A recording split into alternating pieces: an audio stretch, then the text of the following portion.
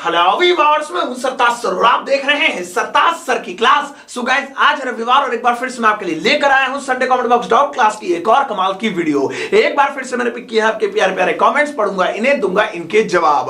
और इस संडे वाली वीडियो से हमेशा की तरह आपको मिलेगी इंग्लिश और इंग्लिश ग्रामर से रिलेटेड कमाल कमाल की जहरीली नॉलेज। सो नोटबुक और पेन लेकर बैठ जाओ, जो चीज काम की लगे उसे नोट कर लेना। तो चलो फिर वीडियो की शुरुआत करते हैं, बिना देर किए पढ़ने शुरू करते हैं आपके प्यारे प्यारे कमेंट्स। सो पहला कमेंट मैंने पिक किया है प्रफुल्ल का। लिखते हैं what is meaning and use of what the hell. What the hell का क्या मतलब होता है और इसका मतलब क्या होता है। देखिए, व्हाट द हेल का हिंदी में मतलब होता है ये क्या भद्दा मजाक है, या ये क्या चल रहा है, या ये क्या हो रहा है। मतलब जब भी आप कहीं पर पहुंचते हैं और देखते हैं कुछ ऐसा चल रहा है जिसे आप नहीं चाहते थे कि हो, तो उसे देखकर आप गुस्से में कहते हैं ये क्या भद्दा मजाक है, ये क्या चल रहा है। सो उसके लिए इंग्लिश में कहते हैं व्हाट द हेल। वैसे तो ये क्या चल रहा है को इंग्लिश में कहते हैं व्हाट्स गोइंग ऑन, लेकिन वो प्यार से पूछने वाला है। लेकिन जब आप गुस्से में हो तो व्हाट्स गोइंग ऑन की जगह आप बोलते हैं व्हाट द हेल।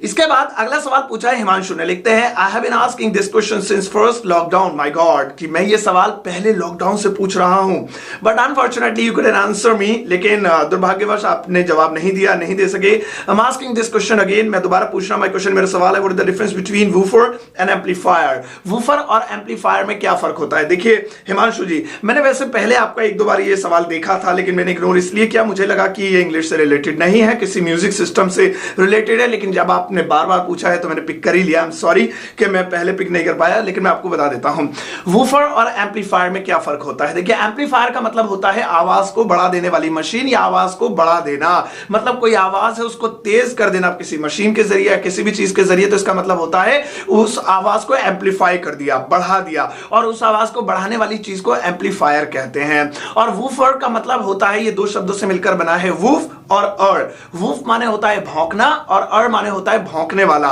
या तेज आवाज निकालना, तेज आवाज निकालने वाला। तो वो एक तरीके का स्पीकर होता है म्यूजिक सिस्टम्स में, जो तेज आवाज धमक निकालता है, एक तरीके से भौंकता है ना कुत्ता, तो दिल पे लगती है आवाज धक धक, ऐसे बिल्कुल बिल्कुल वैसे ही वूफर का काम होता है। तो शब्द वहीं से आया है, तो दोनों में ये फर्क होता है।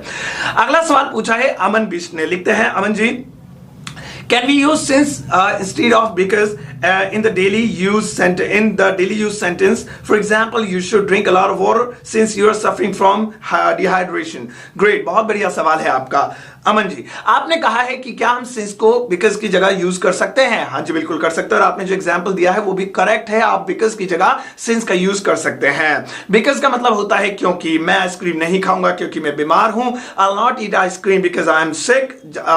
बिकॉज को हटा के आप यहां सिंस लगा सकते हैं। I'll not eat ice cream since I am sick। तो आप बिकॉज की जगह सिंस यूज कर सकते हैं।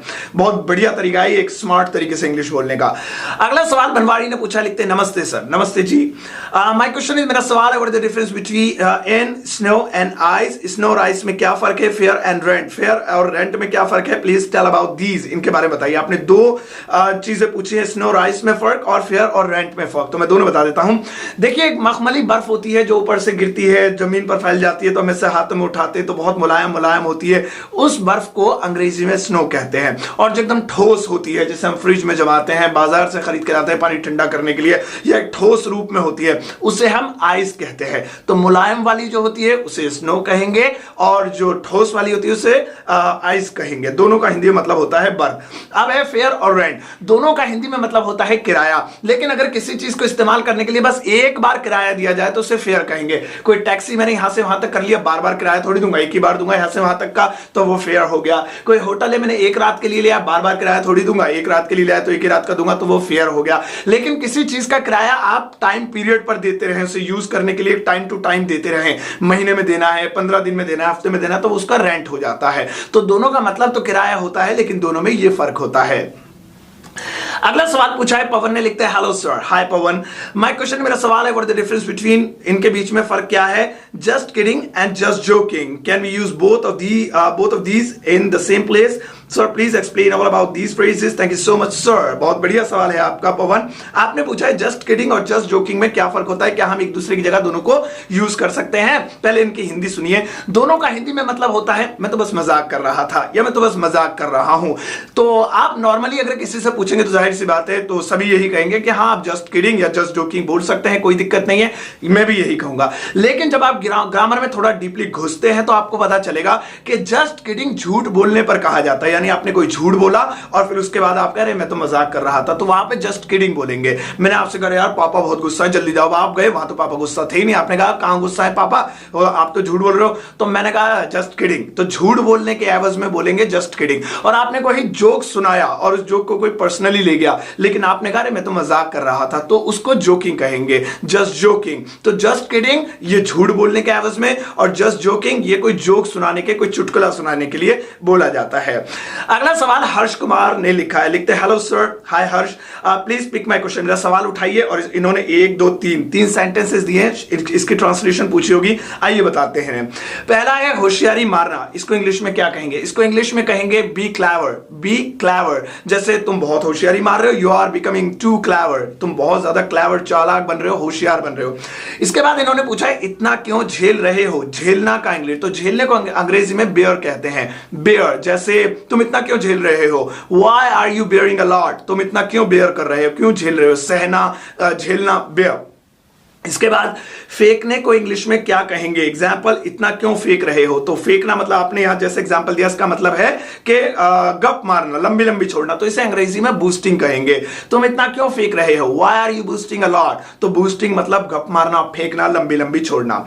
अगला सवाल प्रजापत ने पूछा, लिखते हैं hello sir, hi, wish you, hello sir, hi, wish you happy Holi, आपको भी होली की बहुत बहुत शुभकामनाएं। बुरा ना मानो होली है, please please please please please translate. Sir I am Bhagan from Rajasthan, मेरा नाम भगान है राजस्थान से, और बुरा ना मानो होली है को अंग्रेजी में क्या बोलेंगे? तो आप इसे अंग्रेजी में बोल सकते हैं don't mind it's Holi, don't mind it's Holi, बुरा ना मानो होली है। अगला सवाल पूछा है क्रिमिनल क्रिएशन, बाप रे क्या नाम रखा है ये चैनल का आपने, क्रिमिनल क्रिएशन। लिखते हैं give me the sentence that's replace WhatsApp bro please, कोई ऐसा सेंटेंस बताइए जो व्हाट्सएप ब्रो की जगह बोल सकूं। तो पहले व्हाट्सएप ब्रो की हिंदी समझ लो। इसका हिंदी मतलब होता है भाई क्या चल रहा है, और मतलब ये इनफॉर्मल वे में बोलते हैं अपने यार दोस्तों से, जानने वालों से, व्हाट्सएप ब्रो। लेकिन आप अगर चाहें इसकी जगह कोई और वाक्य यूज करना तो आप कर सकते हैं। आप इसकी जगह बोल सकते हैं hey what's going on dude, what's going on dude, ये आप व्हाट्सएप की जगह यूज कर सकते हो, ब्रो की जगह डूड बोल सकते हैं, तो ये पूरा ही रिप्लेस हो गया।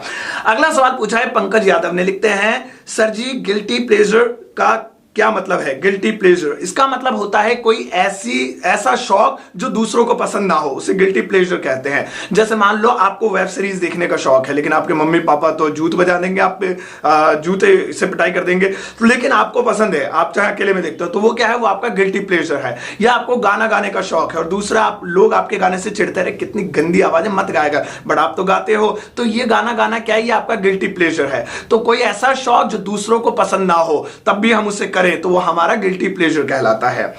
अगला सवाल विष्णु ने पूछा है, लिखते हैं sir firstly I would like to thank you, मैं आपको थैंक यू कहना चाहूंगा। फर्स्टली की जगह आप लिखते हैं फर्स्ट ऑफ ऑल तो ज्यादा अच्छा लगता। Many more times to teach us, हमें इतना ज्यादा पढ़ाने के लिए, इन सच अ ग्रेट वे, बहुत अच्छे तरीके से। माय क्वेश्चन, मेरा सवाल है दैट हाउ टू से, इसे कैसे कहेंगे, दिस टाइप ऑफ सेंटेंसेस, इस तरह के सेंटेंसेस को। मुझे गिफ्ट लेना काफी पसंद है। Sir kindly pick my question and one more time thank you, thanks to you my dear Vishnu Sharma ji, क्या आपने इतना सारा प्यार दिया अपने कमेंट में। आपने पूछा है मुझे गिफ्ट लेना काफी पसंद है, इसे इंग्लिश में कैसे कहेंगे? देखिए जब भी कोई चीज पसंद होती है तो हम उसे लाइक टू बोलते हैं। मुझे जाना पसंद, आई लाइक टू गो, मुझे आना पसंद, आई लाइक टू कम, मुझे बोलना पसंद, आई लाइक टू स्पीक। लेकिन जब पसंद नहीं, काफी पसंद या बहुत पसंद हो, तो लाइक टू को रिप्लेस कर देते हैं लव टू से, फिर उसकी जगह लव टू बोला जाता है। मुझे जाना बहुत बहुत पसंद है, काफी पसंद है, आई लव टू गो। मुझे गाना काफी पसंद है, बहुत पसंद है, आई लव टू सिंग। और आपने पूछा मुझे गिफ्ट लेना काफी पसंद है, so I love to take gifts या गेट गिफ्ट्स, तो इस तरीके से आप बोल सकते हैं लव टू। अगला सवाल पूछा लावण्या ने, लिखती हैं hello sir I am from West Bengal, मैं वेस्ट बंगाल से हूं। माय क्वेश्चन, मेरा सवाल है वैसे में तो वेलकम का मतलब सुस्वागतम होता है, लेकिन थैंक यू का हिंदी में मतलब अगर धन्यवाद हुए तो उसकी रिप्लाई में हम जो वेलकम बोलते हैं उस वेलकम का हिंदी क्या होगा? Please sir pick my question. बहुत गहरा सवाल पूछा लावण्य जी आपने ये कहा कि वेलकम का मतलब होता है स्वागतम। कोई भी घर में आता है हम कहते हैं वेलकम, आइए स्वागत है आपका। अब जब कोई थैंक यू बोलता है तो उसके जवाब में भी वेलकम बोलते हैं, तो उस वाले वेलकम का क्या मतलब होता है? आपने ये पूछा है तो मैं बताता हूं, उस वाले वेलकम का भी यही मतलब होता है, स्वागत है। अब वो कैसे होता है? देखिए जब आपके घर में कोई आता है तो आप उसका स्वागत वेलकम बोल के करते हैं, लेकिन जब आपको कोई थैंक यू बोलता है तो आप उसके थैंक यू को स्वीकार करते हैं, उसके थैंक यू का अपने दिल में स्वागत करते हैं। तो इसलिए वेलकम बोलते हैं। अब किसी ने आपसे बोला, आपने मुझसे बोला थैंक यू, तो मैंने कहा थैंक यू मत बोलो यार, ये फालतू की चीज है, तो इसका मतलब मैंने आपका थैंक यू स्वीकार नहीं किया। और आपने बोला थैंक यू और आपने कहा अरे कोई बात नहीं, तो मेरा फर्ज था, तो मतलब आपका थैंक यू मैंने स्वीकार कर लिया। तो आपके थैंक यू का वेलकम कर रहा हूं मैं, कि आपने एक तो मुझे थैंक यू बोला तो मैं आपको और रेस्पेक्ट दूं, आपके थैंक यू का मेरे दिल में स्वागत है। Thank you sir, oh welcome Lavanya, welcome. तो इस तरीके से यह होता है। अच्छा, अगला सवाल निक्की ठाकुर ने पूछा, लिखती हैं hello sir, I M Nikki, मेरा नाम निक्की है, मैंने आपकी सारी क्लासेस ली है सर। मेरा क्वेश्चन ये है कि जब हम कहते हैं मैं जाने वाला हूं, खाने वाला हूं, सोने जाने वाला हूं एटसेट्रा, लाइन में क्या लगेगा? Like, about to, going to और to? Please please please please please repeat my question. मैंने बहुत बार क्वेश्चन पूछा है बट आप मेरा क्वेश्चन कभी पिक नहीं करते, मुझे बुरा लगता है प्लीज। तो आपको बुरा नहीं लगना चाहिए निक्की जी, मैंने आपका क्वेश्चन पिक कर लिया।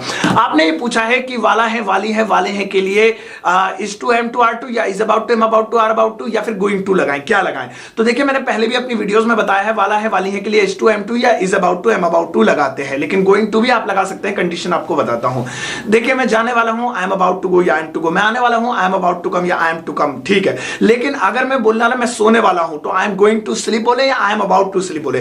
तो अगर ये सेंटेंस बोलने का आपके सोने में थोड़ा टाइम है तो आप अबाउट टू बोलेंगे। मैं सोने वाला हूं भाई, 5 मिनट है, जो पूछना है पूछ लो, तो इसका मतलब अभी टाइम है 5 मिनट, एक ड्यूरेशन है। So I am about to sleep, मैं जाने वाला हूं भाई, अभी 5-10 मिनट है, जो करना है कर लो, यानी अभी एक टाइम ड्यूरेशन है। हाँ भाई पापा आने वाले हैं, अगर कुछ काम है तो जल्दी बताओ, फिर आ जाएंगे वो। तो इसका मतलब क्या हो रहा है कि एक टाइम ड्यूरेशन है। तो यहाँ is about to, am about to, are about to या खाली टू का प्रयोग करेंगे।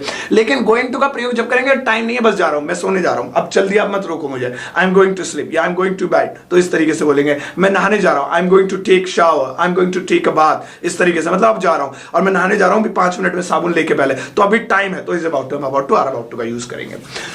तो ये थी आज की संडे वाली क्लास। आई एम श्योर कि आपको बहुत मजा आया होगा, बहुत सारी नई नई चीजें सीखने को मिलती हैं। आई एम श्योर कि आप इसी तरीके से वेट करते हैं बहुत सारा। तो ये संडे वाली क्लास आपको कैसी लगी मुझे जरूर बताइएगा, और ऐसे ही मेरी संडे वाली क्लास को प्यार देते रहिए और इतने सारा मेरा वेट करते रहिए संडे वाली वीडियो का। मुझे बहुत अच्छा लगता है, आप लोग मुझे इतना ज्यादा प्यार देते हैं।